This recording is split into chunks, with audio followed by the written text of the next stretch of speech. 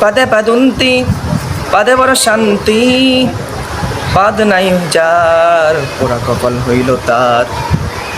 আরে যার পাদ আছে তার শুধু শান্তি আর শান্তি। যদি আপনার পেটের ভিতরে পাদের দুর্গন্ধে গ্যাস হইয়া যায়, তাহলে এই গ্যাস থেকে তো আপনার গ্যাস্ট্রিক হতে পারে, অনেক ধরনের নানা সমস্যা হতে পারে। এই জন্য যাদের পাদ কম, যাদের স্তেঞ্জার জায়গা দিয়ে হাওয়া বাতাস কম বাইর হয়, তাদের সমস্যা বেশি।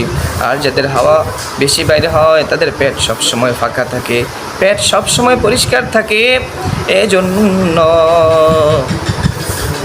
যে আমরা পাদ দেই, অনেকে হাসাহাসি করি, অনেকেই ঠাট্টা মস্কারি করি, কিন্তু এই পাদের মাঝে আল্লাহ তাআলার অশেষ রহমত বরকত আছে।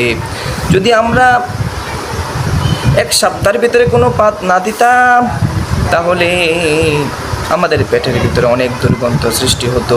এই দুর্গন্ধ আস্তে আস্তে মুখ দিয়া বাইর হইতো, তখন মানুষের সামনে দাঁড়াইতে পারতাম না। দাঁড়াইয়া কথা বললেই মানুষ বলতো এই মানুষের মুখ দিয়ে অনেক দুর্গন্ধ বাইর হচ্ছে। এজন্য একটি ছন্দ হইল, পাদে পাদুন্তি পাদে বড় শান্তি, পাদ নাই যার পোড়া কপাল হইল তার। এজন্য আপনারা বেশি বেশি করে পাদ দেওয়ার চেষ্টা করবেন।